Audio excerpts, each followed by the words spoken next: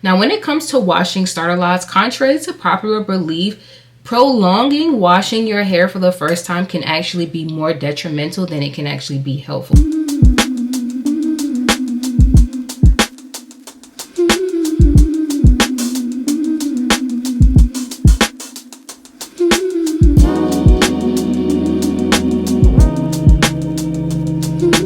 Hey babes, welcome back to my channel. If you are new, my name is Alexandra. On today's video, I am going to be providing a blueprint, a 101 guide for anyone that is in their starter lock phase or is considering starting their locks very soon. So I'm going to be breaking down washing your starter locks, products that you should avoid if you want to prevent product buildup, some tips and maintenance things that you can do to keep your locks from unraveling, and just overall practices that you should be implementing in your starter lock phase that will set the foundation for a successful lock journey down the line. Now, when it comes to washing starter locks, contrary to popular belief, prolonging washing your hair for the first time can actually be more detrimental than it can actually be helpful. The reason being is that for any foundation to be healthy, hair, growing a plant, whatever it is that you want to do in life, right? You have to start off with a clean, healthy scalp. So prioritizing actually washing your hair and introducing hydration and water to your locks is actually going to be very helpful, especially as you go down your lock journey. Now, when I washed my starter locks for the first time, I did so literally 2 weeks after installing my two-strand twist. The reason being is that my hair was dirty, and that's as simple as it is. If your hair is dirty, then you wash it. Now, when it comes to actually washing your locks, it's less than it is about just going in and scrubbing your hair as hard as you possibly can. It is more about strategy, right? You want to focus on your scalp, because your scalp is where the product buildup happens, right? And then you want to let just the water and the shampoo and the residue from that kind of go down the rest of your starter locks without actually going in and manipulating them too much. You're focusing on your scalp more than anything. Let the suds run through, but focus on keeping the scalp clean. Now, you want to make sure that you are rinsing it thoroughly with lukewarm water, and again, drying it completely. Not scrubbing your hair once again with a towel, but taking a microfiber towel and wrapping your locks in it and making sure that your hair properly dries. In terms of the frequency in which you can wash your starter locks, me personally, I wash my hair like every 2 to 3 weeks. It's a practice that I've implemented from before I even started my locks, and it's something that I continue to do now. So just making sure that you are paying attention to the health of your scalp and washing it accordingly, and not waiting weeks, talking like 6, 8, 12 weeks to actually wash your hair. Now, when it comes to the products that you want to be using on your locks, product buildup is something that you greatly want to avoid. So that is why having a consistent routine in terms of actually washing your hair is very important. Now, incorporating moisturizing shampoos is very good because it's going to keep that balance in your hair, but clarifying shampoos are very important as well because they help to literally cleanse the scalp and cleanse the locks and remove any product buildup that may be occurring. Now, clarifying shampoo is something that you can use every like 4 to 6 weeks, and then again balancing it out in between with the moisturizing shampoo. Another thing that you want to do is also keep whatever products that you use very light. Focus on water-based products and avoid cream-based products, in particular cream-based leave-in conditioners. Now, in my starter lock phase, I completely avoided using cream-based conditioners altogether, and I'm talking about like rinse-out conditioners. I do use rinse-out conditioners now that my locks are mature, and I use it only during the winter months, but during my starter lock phase, I avoided using cream-based conditioners. The reason being is that they have so much slippage on it that they can actually contribute to your hair unraveling, and we want to avoid that because we want these hairs to lock. So one thing that I started using during my starter lock phase and I continue to use now is a leave-in conditioner spray. In particular, this one right here, which is from Cream of Nature. This is their invigorating leave-in scalp refresh leave-in conditioning spray. I talk about this all the time.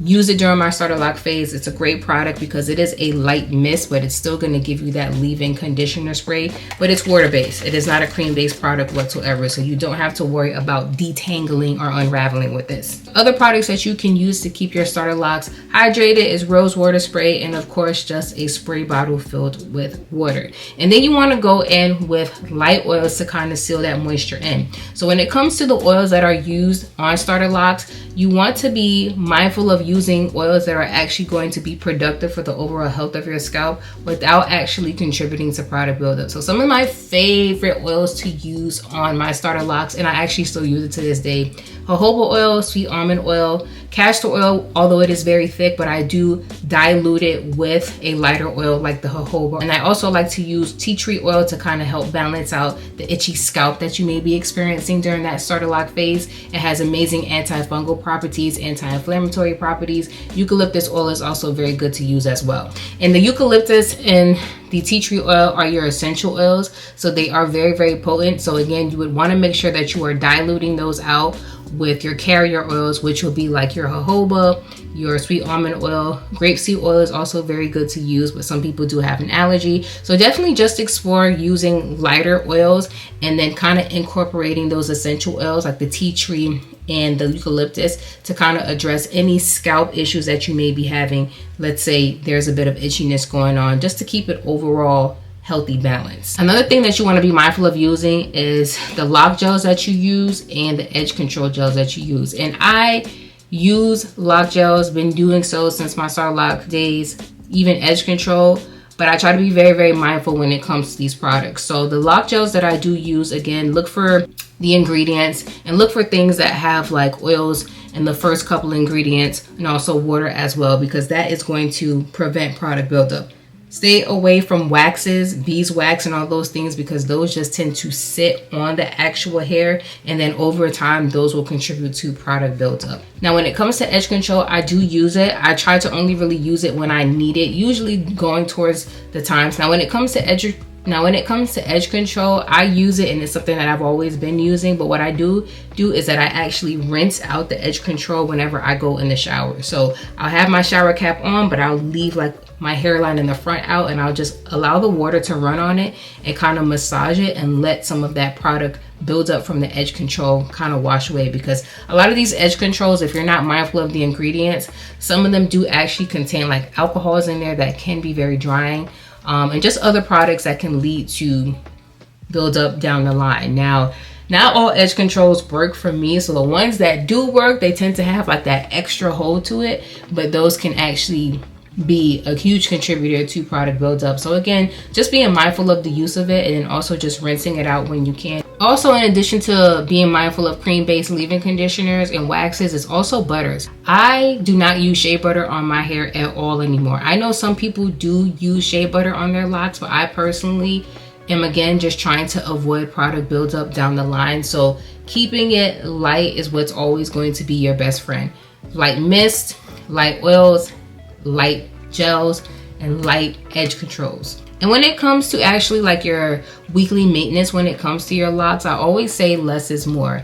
Lightly spritzing your locks with a rose water spray or a water is going to be very beneficial, but try not to constantly have your hands rubbing through your hair, because that can contribute to the unraveling. Now, you don't have to keep your hair in a style all the time. I actually only got starter lock styles done twice on my locks during my first couple of months of having locks, and even then I only kept them in for at most 3 days.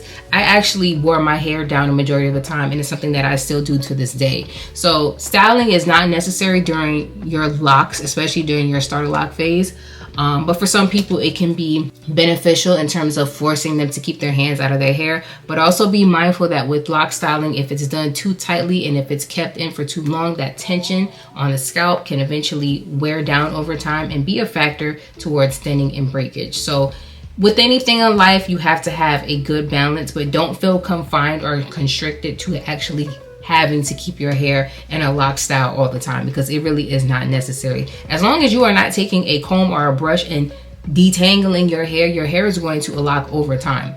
It's just a matter of practicing healthy habits and avoiding doing the things that can contribute to it unraveling or contribute to delaying the locking process. That's what's key. And then when it comes to actual maintenance of your locks, also practicing a consistent routine in terms of how often are you getting your hair retwisted or interlocked is also very important as well. You don't want to be consistent and getting your hair done every 4 weeks and then you don't get it done again for like 6 months, and then you come back again and then you're getting it done every 4 weeks again. You want to establish a routine when it comes to your hair, because when you interlock your hair or when you retwist your hair, you're essentially training your hair to lock, right? Especially when it comes to retwisting. Retwisting gives your hair direction in which to lock. It tells these hairs that I want you to wrap around each other in this particular section, right? So upkeeping a routine with retwisting is going to be very important,